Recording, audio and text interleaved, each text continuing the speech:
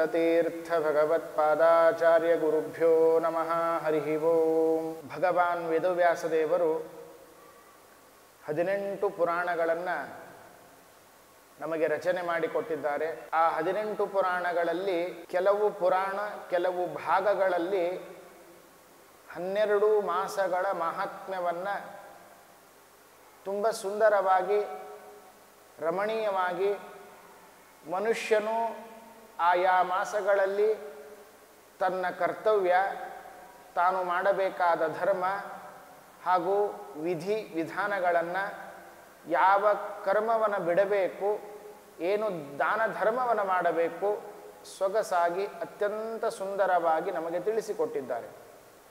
ಅದರಲ್ಲಿ ಭವಿಷ್ಯೋತ್ತರ ಪುರಾಣದಲ್ಲಿ ಬರುವಂತಹ ಚಿಕ್ಕದಾದ ಒಂದು ಭಾಗ ಚೈತ್ರ ಮಾಸದ ಮಹಾತ್ಮ್ಯ ಅಂತ ಅದಕ್ಕೆ ಕರಿತೇವೆ. ಆ 29 ಅಧ್ಯಾಯಗಳಲ್ಲಿ ಈ ಚೈತ್ರ ಮಾಸಕ್ಕೆ ಇರುವಂತಹ ಶ್ರೇಷ್ಠತೆ, ಚೈತ್ರ ಮಾಸದ ವರ್ಣನೆ, ಆ ಮಾಸದಲ್ಲಿ ಮಾಡಬೇಕಾದ ಕರ್ತವ್ಯಗಳೇನು ಹಾಗೂ ಧರ್ಮಗಳೇನು ಹಾಗೂ ನಾವು ಮಾಡಬೇಕಾದ ದಾನ ಧರ್ಮಗಳನ್ನು ವಿಸ್ತಾರವಾಗಿ ತಿಳಿಸಿಕೊಡ್ತಾರೆ.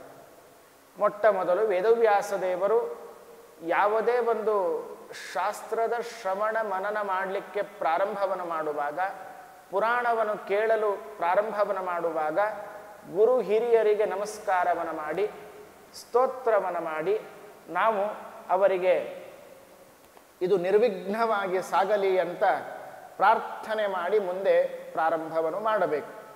ಹಾಗೆ ಸಾಕ್ಷಾತ್ ವೇದವ್ಯಾಸದೇವರು ನಾರಾಯಣ ದೇವರನ್ನು ಮತ್ತು ಲಕ್ಷ್ಮೀದೇವಿಯನ್ನು, ಜೀವೋತ್ತಮರಾದ ಮುಖ್ಯಪ್ರಾಣದೇವರನ್ನು, ಸರಸ್ವತೀ ದೇವಿಯರನ್ನು ಹಾಗೂ ಮನೋಭಿಮಾನಿಗಳಾಗಿರತಕ್ಕಂತಹ ಮಹರುದ್ರದೇವರು ಇತ್ಯಾದಿ ಎಲ್ಲ ದೇವತೆಗಳಿಗೂ ನಮಸ್ಕಾರವನ್ನು ಮಾಡಿ ಪ್ರಾರಂಭವನ್ನು ಮಾಡ್ತಾರೆ. ಕತೆ ಹೇಗೆ ಶುರು ಆಗುತ್ತೆ ಅಂದರೆ, ಪುರಾಣಗಳಲ್ಲಿ ಪ್ರಸಿದ್ಧ ಏನು ಪ್ರಸಿದ್ಧ ಇದೆ ಅಂದರೆ, ಯಾರೋ ಒಬ್ಬ ಪ್ರಶ್ನೆಯನ್ನು ಕೇಳಬೇಕು, ಆ ಪ್ರಶ್ನೆಯನ್ನು ಕೇಳಿದಾಗ ಉತ್ತರವನ್ನು ಕೊಡುವ ನಿಮಿತ್ತ ಮಾಡಿಕೊಂಡು ಎಲ್ಲ ಧರ್ಮಗಳನ್ನು, ನೀತಿಗಳನ್ನು, ಶಾಸ್ತ್ರಗಳನ್ನು ನಮಗೆ ತಿಳಿಸಿಕೊಡ್ತಾರೆ. ಹಾಗೆ ಋಷಿಗಳೆಲ್ಲರೂ ಕೂಡ ಸೇರಿಕೊಂಡು ಪ್ರಶ್ನೆ ಮಾಡ್ತಾರೆ. ಸಂಕ್ಷೇಪವಾಗಿ ನಮಗೆ ಈಗಾಗಲೇ 12 ಮಾಸಗಳ ಮಹಾತ್ಮ್ಯವನ್ನು ಹೇಳಿದ್ದೀರಿ, ಅತೀ ಸಂಕ್ಷೇಪವಾಗಿ ಹೇಳಿದ್ದೀರಿ. ಸ್ವಲ್ಪ ವಿಸ್ತಾರವಾಗಿ ನಮಗೆ ಮಾಸದ ಧರ್ಮವನ್ನು ತಿಳಿದು ಅನುಷ್ಠಾನ ಮಾಡಲಿಕ್ಕೆ ಅನುಕೂಲ ಆಗುವ ಹಾಗೆ, ಭಕ್ತಿ ಶ್ರದ್ಧೆ ಬೆಳೆಯುವ ಹಾಗೆ ನಮಗೆ ಉಪದೇಶವನ್ನು ಮಾಡಬೇಕು ಅಂತನ್ನುವುದನ್ನು ಎಲ್ಲ ಋಷಿಗಳು ಸೇರಿಕೊಂಡು ಪ್ರಾರ್ಥನೆ ಮಾಡ್ತಾರೆ. ಪ್ರಾರ್ಥನೆ ಮಾಡಿದಾಗ ಸೂತಾಚಾರ್ಯರು ಭೋಭೋ ಋಷಿವರಾ ಸರ್ವೇ ಯೂಯಂ ಧನ್ಯಾಸ್ತಪಸ್ವಿನಃ ಭವದ್ಭಿ ಪರಮ ಪ್ರಶ್ನಃ ಕೃತೋ ಲೋಕೋಪಕಾರಕಃ. ಏನು ಪ್ರಶ್ನೆ ಮಾಡ್ತಾ ಇದ್ದೀರಿ ನೀವೀಗ? ಮಾಸದ ಮಹಾತ್ಮ್ಯದ ಕಥೆಯನ್ನು ಹೇಳಬೇಕು ಅಂಥೇಳಿ. ನೀವೆಲ್ಲರಿಗೆ ನಿಜವಾಗಿ ಈ ಪ್ರಶ್ನೆ ನೀವು ಕೇಳಬೇಕಾದದ್ದೇ ಇಲ್ಲ. ಯಾಕೆ ಗೊತ್ತಾ? ಯೂಯಂ ಧನ್ಯಾಸ್ತಪಸ್ವಿನಃ, ನೀವೆಲ್ಲರೂ ಮಹಾಧನ್ಯರು, ತಪಸ್ವಿಗಳು. ಯಾವ ಕಾಲಕ್ಕೆ ಏನು ಅನುಷ್ಠಾನ ಮಾಡಬೇಕು ಅಂತನ್ನೋದು ನಿಮಗೆ ತುಂಬ ಚೆನ್ನಾಗಿ ಗೊತ್ತಿದೆ. ಹಾಗಾಗಿ ನಿಮಗೆ ಬೇಕಾಗಿಲ್ಲ. ಯಾಕೆ ಈ ಪ್ರಶ್ನೆ ಕೇಳಿದ್ದು ನೀವು ಅಂತಂದರೆ, ಪ್ರಶ್ನಕೃತೋ ಲೋಕೋಪಕಾರಕಃ.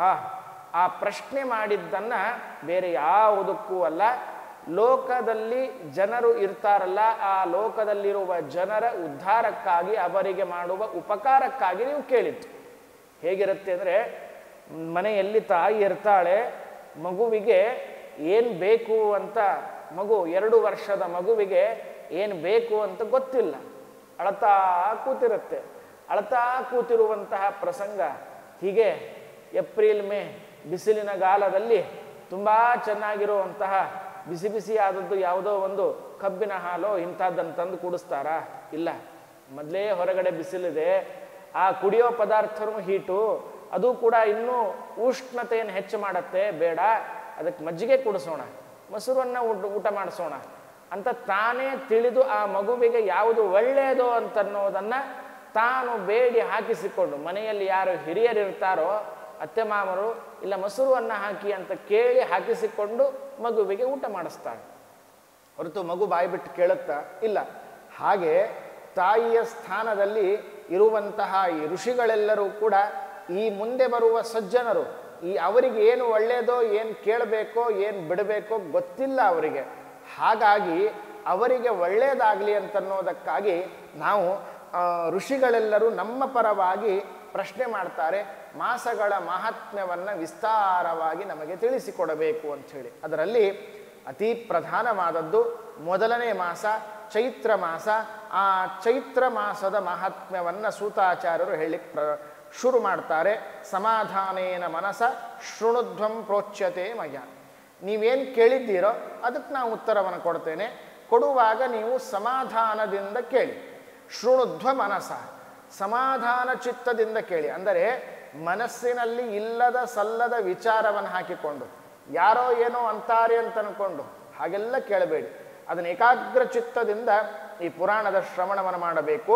ಮಾಸಾನಾಂ ಪ್ರಥಮೋ ಮಾಸಃ, ಮೊಟ್ಟ 12 ಮಾಸಗಳಲ್ಲಿ ಮೊಟ್ಟ ಮೊದಲಿನ ಮಾಸ ಅಂತಂದರೆ ಬೇರೆ ಯಾವುದೂ ಅಲ್ಲ, ಅದು ಚೈತ್ರ ಮಾಸ. ಆದ್ದರಿಂದಾಗಿ ಆ ಚೈತ್ರ ಮಾಸದ ಮಹಾತ್ಮ್ಯವನ್ನು ನಾನು ವಿಸ್ತಾರವಾಗಿ ನಿಮಗೆ ತಿಳಿಸುತ್ತೇನೆ. ಆದ್ದರಿಂದಾಗಿ ನೀವು ಕೇಳುವಂಥವರಾಗಬೇಕು ಅಂತನ್ನೋದನ್ನು ಹೇಳ್ತಾರೆ. ದಾನ ಯಜ್ಞ ತಪಕ್ಕರಮ ಸರ್ವಕಾಮ ಫಲಸ್ಮೃತಃ. ಚೈತ್ರ ಮಾಸದಲ್ಲಿ ಮಾಡುವ ಯಜ್ಞ ಆಗಲಿ, ದಾನ ಧರ್ಮಗಳಾಗಲಿ ಹಾಗೂ ತಪಸ್ಸಾಗಲಿ ಎಲ್ಲವೂ ಕೂಡ ತನ್ನ ಮನಸ್ಸಿಗೆ ಅಭೀಷ್ಟವಾದದ್ದನ್ನು, ತಾನು ಮನಸ್ಸಿನಲ್ಲಿ ಏನು ಬೇಕು ಅಂತ ಆಸೆಪಟ್ಟು ದಾನ ಧರ್ಮ ಅಥವಾ ಸೇವೆಯನ್ನು ಮಾಡ್ತಾನೆ, ಅದು ಕೊಟ್ಟೇ ತೀರುತ್ತೆ. ಅದರಲ್ಲಿ ಎರಡೇ ಮಾತಿಲ್ಲ. ಆದರೆ ನಾವು ಮಾಡಬೇಕಾದ ಕರ್ತವ್ಯದಲ್ಲಿ ಅದನ್ನು ಪರಿಪೂರ್ಣ ಮಟ್ಟದಲ್ಲಿ ಮಾಡಬೇಕು. ಯಸ್ಮಿನ್ ಸ್ನಾನಂಚ ದಾನಂಚ ಭವೇತ್ ಕೋಟಿ ಗುಣಾಧಿಕಂ. ಈ ಚೈತ್ರ ಮಾಸದಲ್ಲಿ ಮಾಡುವ, ಬೇರೆ ದಿನಗಳಲ್ಲಿ ಮಾಡುವ ಸ್ನಾನಕ್ಕೂ, ಬೇರೆ ದಿನಗಳಲ್ಲಿ ಮಾಡುವ ದಾನ ಧರ್ಮಗಳಿಗೂ, ಬೇರೆ ದಿನಗಳಲ್ಲಿ ಮಾಡುವ ಪರಮಾತ್ಮನ ಗುರುಗಳ ಸಜ್ಜನರ ಸೇವೆ. ಯಾರೋ ಒಬ್ಬರು ಮನೆಗೆ ಬಂದಿರ್ತಾರೆ, ಬಾಯಾರಿಕೆಯಿಂದ ಬಂದಿರ್ತಾರೆ, ಬೇರೆ ದಿನಗಳಲ್ಲಿ ಬನ್ನಿ ತೆಗೆದುಕೊಳ್ಳಿ ಅಂತಂಥೇಳಿ ನೀರನ್ನು ಕುಡಿಲಿಕ್ಕೆ ಕೊಡ್ತೇವೆ ನಾವು. ಆ ನೀರನ್ನು ಕೊಟ್ಟಾಗ ಎಷ್ಟು ಪುಣ್ಯ ಬರಬೇಕೋ, ಅದರ ಚೈತ್ರ ಮಾಸದಲ್ಲಿ ಅಷ್ಟೇ ಹಸಿದು ಬಂದ ಅವನು ಇವನು ಅಂತ ಹೇಗನೂ ಇಲ್ಲ, ಬಾಯಾರಿಸಿಕೊಂಡು ಬಂದಿದ್ದಾನಲ್ಲ, ಎಂತಹ ವ್ಯಕ್ತಿಯಾದರೂ ಚಿಂತೆ ಇಲ್ಲ. ಅವನಿಗೆ ಯೋಗ್ಯವಾದ ಸ್ಥಾನದಲ್ಲಿ ಕೂಡಿಸಿ ಅವನಿಗೆ ಒಂದು ಲೋಟ ನೀರನ್ನು ಕುಡಿಲಿಕ್ಕೆ ಕೊಟ್ಟರು ಸಾಕು. ಬೈದು ಕೊಡೋದಲ್ಲ, ತೃಪ್ತಿಯಿಂದ ಹಸಿದು ಬಿಸಿಲಿನಲ್ಲಿ ಬಂದಿದ್ದೀಯಪ್ಪ, ಕೂಡು, ನೀರನ್ನು ಕೊಡ್ತೇನೆ ಅಂತ ಆ ಕಾಲಕ್ಕೆ ಕೊಡುವ ನೀರು ಕೂಡ ಅದು ಹೆಚ್ಚು 1 ಕೋಟಿ ಪಟ್ಟು ಹೆಚ್ಚು ಪುಣ್ಯವನ್ನು ತಂದು ಕೊಡುವಂತಹದ್ದು. ಅಷ್ಟೇ ಅಲ್ಲದೇನೆ ತೀರ್ಥೇಶು ಪ್ರಥಮಂ ಯತ್ತದ, ಎಲ್ಲ ವಸ್ತುವಿನಲ್ಲಿ ಮೊಟ್ಟ ಮೊದಲನೆಯದ್ದು ಇದು ಶ್ರೇಷ್ಠವಾದದ್ದು ಅಂತಿದೆ. ಅದಕ್ಕಾಗಿ ನೋಡ್ತೇವೆ, ಈ ಬಟ್ಟೆಗೆ ಯಾಕೆ ಎ ಕ್ವಾಲಿಟಿ, ಇದು ಫಸ್ಟ್ ಕ್ವಾಲಿಟಿ, ಅದು ಗ್ರೇಡ್ ಚೆನ್ನಾಗಿದೆ ಇದು ಅಂತ ಒಂದೊಂದು ಹೆಸರನ್ನು ಕೊಡ್ತಾರೆ ಸಮಾಜದಲ್ಲಿ. ಹಾಗೆ ಎಲ್ಲ ಕಡೆಗೆ ನಾವು ನೋಡ್ತೇವೆ, ನದಿಗಳಲ್ಲಿ ಗಂಗಾ ನದಿ ಶ್ರೇಷ್ಠ ಇದೆ, ಗ್ರಹಗಳಲ್ಲಿ ಸೂರ್ಯ ಶ್ರೇಷ್ಠನಿದ್ದಾನೆ, ಹೀಗೆ ವೃಕ್ಷಗಳಲ್ಲಿ ಕಲ್ಪವೃಕ್ಷ ಶ್ರೇಷ್ಠ, ಇನ್ನು ಆಕಳಿನಲ್ಲಿ ಕಾಮಧೇನು ಶ್ರೇಷ್ಠ, ನಾಗಗಳಲ್ಲಿ ಶೇಷದೇವರು ಉತ್ತಮ, ಹೀಗೆ ಒಂದೊಂದರಲ್ಲಿ ಒಂದೊಂದು ಉತ್ತಮ. ಹಾಗೆ ಮಾಸಗಳಲ್ಲಿ ಅತಿ ಉತ್ತಮವಾಗಿರತಕ್ಕಂತಹ ಮಾಸ ಚೈತ್ರ ಮಾಸ, ಅದು ಮೊದಲನೇ ಮಾಸವಾಗಿದೆ.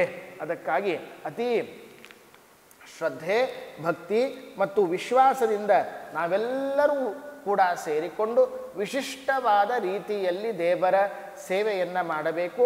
ಚೈತ್ರ ಮಾಸದಲ್ಲಿ ವಿಶೇಷವಾಗಿ ಮಾಡಬೇಕಾದದ್ದು ಪ್ರಾತಃ ಕಾಲದ ಸ್ನಾನ. ಪ್ರಾತಃ ಕಾಲದ ಸ್ನಾನ ಈ ಚೈತ್ರ ಮಾಸದಲ್ಲಿ ಬೆಳಗಿನ ಜಾವ ಸ್ನಾನ ಮಾಡೋದು ಅಂದರೆ ತುಂಬ ಏನು ತೊಂದರೆ ಆಗೋದಿಲ್ಲ. ಯಾಕಂದರೆ ಮನುಷ್ಯನಿಗೆ ಯಾವಾಗ ಚಳಿ ಆಗುತ್ತೋ ಆಗ ಚಳಿ ನೀರಿನ ಸ್ನಾನ ಮಾಡು ಅಂದರೆ ತುಂಬ ಕಷ್ಟ ಆಗಬಹುದು. ಈಗ ಬೇಸಿಗೆ ಬೇರೆ, ಚೈತ್ರ ಮಾಸ ಏಪ್ರಿಲ್ ತಿಂಗಳಲ್ಲಿ ಬರುವಂಥದ್ದು, ಆಗ ತುಂಬ ಬಿಸಿಲು. ಅದರಲ್ಲಿ ಈ ಬಾರಿಯಂತೂ ತುಂಬಾ ಬಿಸಿಲಿದೆ. ಎಷ್ಟು ಮೈ ಮೇಲೆ ತಣ್ಣೀರು ಬೀಳುತ್ತೋ ಅಷ್ಟು ಹಬ್ಬ ಆಯಾಸ ಕಡಿಮೆ ಆಗುತ್ತೆ, ಏನೋ ಒಂದು ತೃಪ್ತಿ, ಏನೋ ಒಂದು ಆನಂದ, ಸಂತೋಷ. ಹೇಗೆಂದರೆ ಕಾಲಕ್ಕೆ ತಕ್ಕಂತೆ ಅವನಿಗೆ ನಮ್ಮ ಟ್ರೀಟ್ಮೆಂಟ್, ನಮ್ಮ ಸೇವೆ ಇರಬೇಕು. ಮನೆಗೆ ಬಂದಿರ್ತಾರೆ ಏನಂತಂದರೆ, ಹೇಗೆ ಚಳಿಗಾಲದಲ್ಲಿ ಬಂದಿರ್ತಾರೆ, ತಂಪಾದ ನೀರನ್ನು ಕೊಡೋದು. ಅಯ್ಯೋ ಅತಿಥಿಗಳು ಬಂದಿದ್ದಾರೆ ಅಂಥೇಳಿ ಚಳಿಗಾಲ ವೈಶಾಖ ಮಾಸ ಇರುತ್ತೆ, ಬಿಸಿ ಬಿಸಿ ಬಿಸಿ ನೀರಂತಂದು ಅವರಿಗೆ ಕಾಲನ್ನು ತೊಳ್ಕೊಳ್ಳಿಕ್ಕೆ ಕೊಡೋದು. ಅದೆಲ್ಲ ಬಿಟ್ಟು ಬೇಸಿಗೆಗಾಲದಲ್ಲಿ ಬಿಸಿ ನೀರ, ಚಳಿಗಾಲದಲ್ಲಿ ಚಳಿ ನೀರನ್ನು, ಹಾಗಲ್ಲ.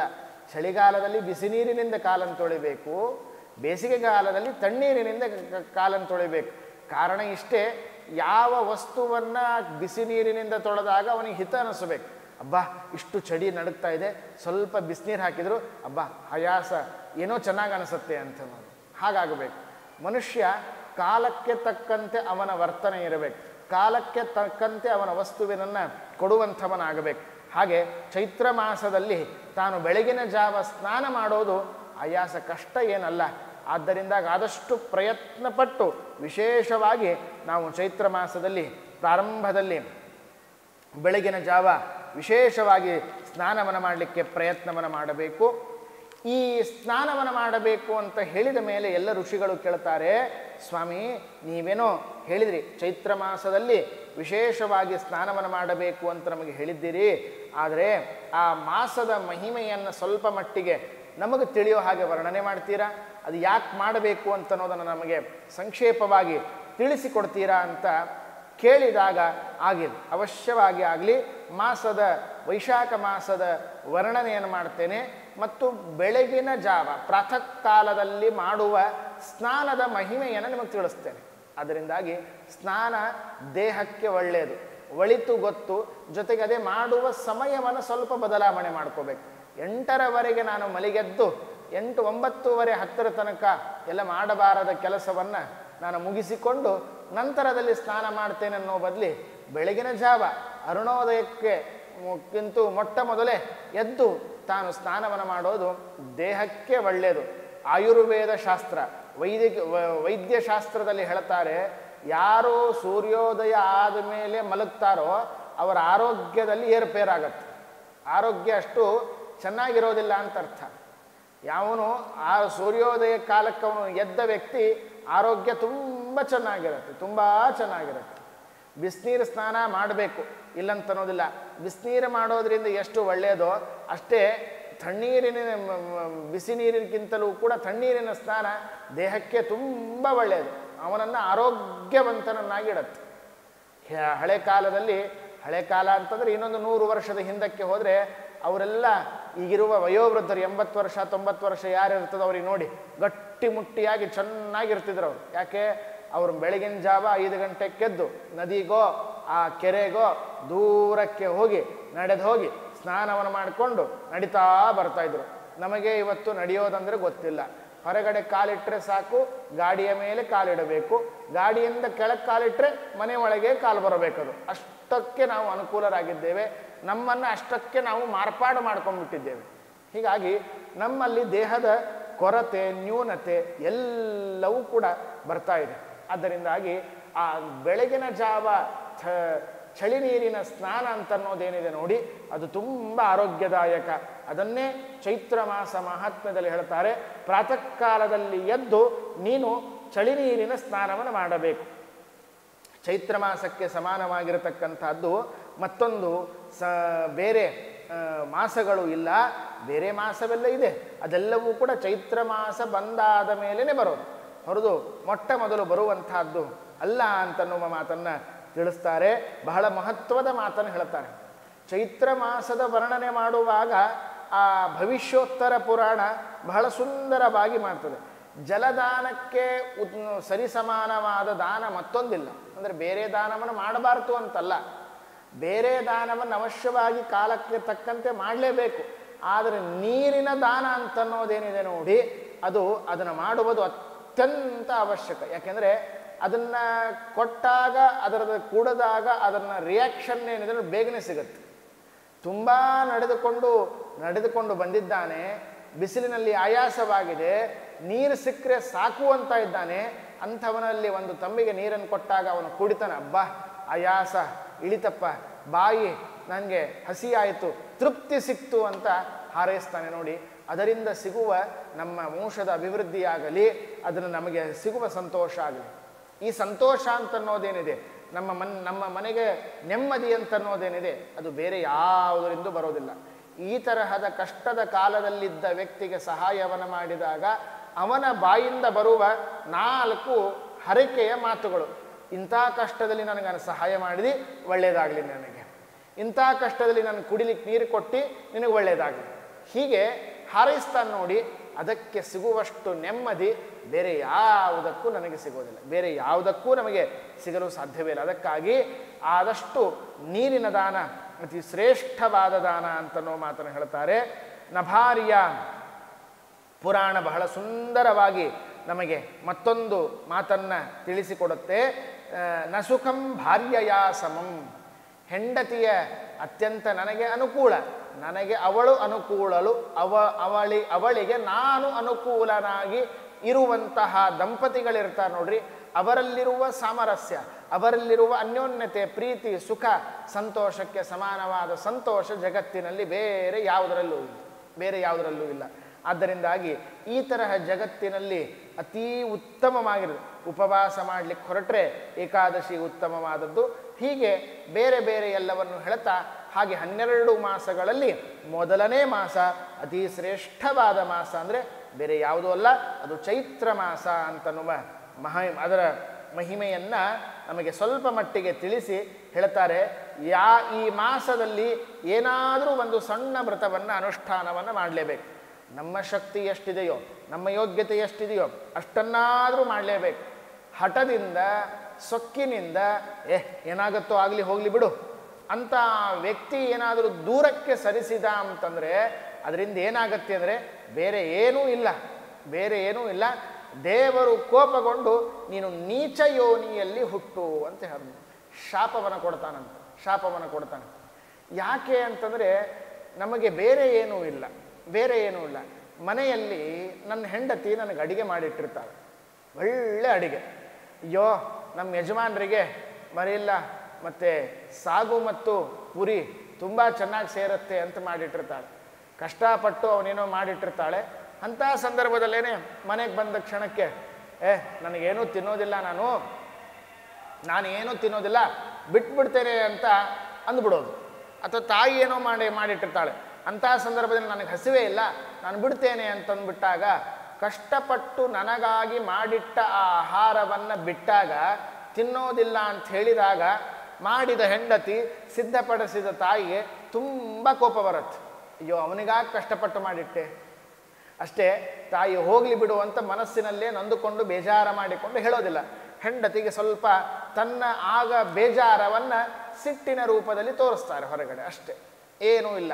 ಏನಂದರೆ ನಿಮಗಾಗಿ ಮಾಡಿಟ್ಟೆ, ನೀವು ತಿನ್ನೋದಿಲ್ಲ, ಆದ್ರೆ ನಾನು ತಿನ್ನೋದಿಲ್ಲ ಅಂತ ಉಪವಾಸದಿಂದ ಮಲಗ್ತಾರೆ. ಇದು ಎಲ್ಲರ ಮನೆಯಲ್ಲಿ ಸರಿ ಸಮಾನವಾಗಿ ನೋಡುವಂಥದ್ದು. ಇಷ್ಟೇ, ಅವನಿಗಾಗಿ ಇಷ್ಟಪಟ್ಟದ್ದನ್ನು ನಾನು ಮಾಡಿದ್ದೇನೆ, ಸಿದ್ಧಪಡಿಸಿದ್ದೇನೆ ಅಂದರೆ ಅವನು ತಿನ್ನಬೇಕು, ಅದನ್ನು ತಗೋಬೇಕು, ಅಷ್ಟೇ ತಾನೆ. ಏನೂ ಇಲ್ಲ, ಅದು 12 ಗಂಟೆ 6 ಗಂಟೆಯೂ ತಿಂದ ವಸ್ತು ನನ್ನ ಹೊಟ್ಟೆಯಲ್ಲಿ ಇರುತ್ತೋ ಇಲ್ಲೋ ಗೊತ್ತಿಲ್ಲ, ಅದು ಜೀರ್ಣ ಆಗಿ ಹೋಗಿಬಿಡುತ್ತೆ. ಅದನ್ನು ಸಿದ್ಧಪಡಿಸಿದಾಗ, ತಿನ್ನದೇ ಇರುವಾಗ ಅದನ್ನು ಸಿದ್ಧಪಡಿಸಿದ ತಾಯಿಯಾಗಲಿ ಹೆಂಡತಿಯಾಗಿ ಕೋಪಕ್ಕೆ ಬರ್ತಾಳೆ. ಇಷ್ಟು ಸಾಮಾನ್ಯವಾದ ಚಿಕ್ಕ ವಿಷಯ ಇದು. ಅಂಥದ್ದನ್ನು ವೇದವ್ಯಾಸ ದೇವರು, ಎಲ್ಲ ಸಜ್ಜನರು, ಎಲ್ಲ ಸಾತ್ವಿಕರು, ಎಲ್ಲರೂ ಕೂಡ ಒಳ್ಳೆ ಸ್ವಭಾವ ಇರುವಂತಹ ವಿಷ್ಣು ಭಕ್ತರು ಈ ಪುರಾಣಗಳನ್ನು ಕೇಳಿ ಉದ್ಧಾರ ಆಗಲಿ, ಈ ಸಂಸಾರದ ಕಷ್ಟದಿಂದ ದೂರ ಆಗಿ ಮೋಕ್ಷವನ್ನು ಪಡೀಲಿ ಅಂತ ಇಷ್ಟು 18 ಪುರಾಣಗಳನ್ನು ವೇದವ್ಯಾಸ ದೇವರು ರಚನೆ ಮಾಡಿ ಇಟ್ಟಾಗ ಅದನ್ನು ನಾನು ಕೇಳೋದಿಲ್ಲ ಅಂತಂದರೆ, ಹಾಗಾದರೆ ವ್ಯಾಸರು ಯಾರಿಗಾಗಿ ಬರೆದದ್ದು? ನಮಗಾಗಿ ತಾನೇ ಬರೆದದ್ದು. ಇದನ್ನು ಕೇಳಿ ಅಲ್ಲಿ ಹೇಳಿದಂತೆ ತನ್ನ ಜೀವನದ ವೃತ್ತಿಯನ್ನು ನಡೆಸಿಕೊಂಡು ಅವನು ಉದ್ಧಾರ ಆಗಲಿ ಅಂಥೇಳಿ ಅದನ್ನೇ ಕೇಳದೇ ಇದ್ದಾಗ ವ್ಯಾಸರಿಗೆ ಕೋಪ ಬರದೆ ಇನ್ನೇನಾಗಬೇಕು ಹೇಳಿ ನೋಡೋಣ. ಅದರಿಂದಾಗಿ ಜೀವನದಲ್ಲಿ ನಾನು ಮಾನವನಾಗಿದ್ದೇನೆ ಅಂತಂದ ಮೇಲೆ, ಮಾನವನಾಗಿ ಹುಟ್ಟಿದ್ದೇನೆ ಅಂತಂದಮೇಲೆ ಮನುಷ್ಯನ ಕರ್ತವ್ಯ ಏನಿದೆಯೋ, ಮನುಷ್ಯನ ಕೇಳಬೇಕಾದದ್ದೇನಿದೆಯೋ, ವ್ಯಾಸರು ನಮಗಾಗಿ ಬರೆದಿಟ್ಟ, ವೇದವ್ಯಾಸ ದೇವರು ಬರೆದಿಟ್ಟ ಏನೆಲ್ಲ ಪುರಾಣಗಳೇನಿದೆಯಲ್ಲ ಅದನ್ನು ಅವಶ್ಯವಾಗಿ ನಾವು ಕೇಳಬೇಕು.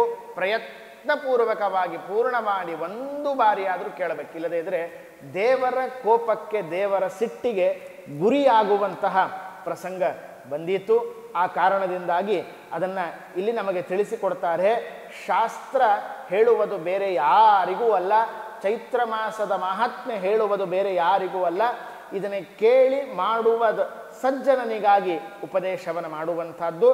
ಅದಕ್ಕಾಗಿ ಈ ಚೈತ್ರ ಮಾಸದಲ್ಲಿ ದೇವರ ಕಥೆಯನ್ನು, ರಾಮಾಯಣದ ಕಥೆಯನ್ನು ಯಾರು ಕೇಳುವುದಿಲ್ಲವೋ, ಚೈತ್ರ ಮಾಸದಲ್ಲಿ ಮಾಡಬೇಕಾದ ಧರ್ಮಗಳೇನುಂಟೋ ಆ ಧರ್ಮಗಳನ್ನು ಯಾರು ಆಚರಣೆ ಮಾಡುವುದಿಲ್ಲವೋ ಅವರೆಲ್ಲರೂ ಕೂಡ ವಿಶೇಷವಾಗಿ ಅವರು ದೇವರ ಕೋಪಕ್ಕೆ ಗುರಿಯಾಗುವುದಲ್ಲೇ ನರಕದಲ್ಲಿ ಬೀಳುತ್ತಾರೆ. ನಮ್ದೇನಾಗಿದೆ ಅಂದರೆ, ನರಕದಲ್ಲಿ ಬೀಳುತ್ತಾರೆ ಅಂತ ಪುರಾಣದಲ್ಲಿ ಹೇಳಿದು ಬಿಟ್ಟ ಮೇಲೆ ಹೋಗಲಿ ಬಿಡು ಅಂತಂತೇವೆ. ಆದರೆ ಇವತ್ತು ಅಲ್ಲಿ ಇಲ್ಲಿ ನಾವು ಚಲನಚಿತ್ರದಲ್ಲೋ ಏನೋ ಕೇಳಿದಾಗ, ಗರುಡ ಪುರಾಣವನ್ನು ಕೇಳಿದಾಗ ಕಾಲ್ಪನಿಕವಾಗಿ ಕುಂಭಿಪಾಕ ಇತ್ಯಾದಿಯಾಗಿ ಹೀಗಿರಬಹುದು ಅಂತ ಕಲ್ಪನೆ ಮಾಡ್ತೇವೆ.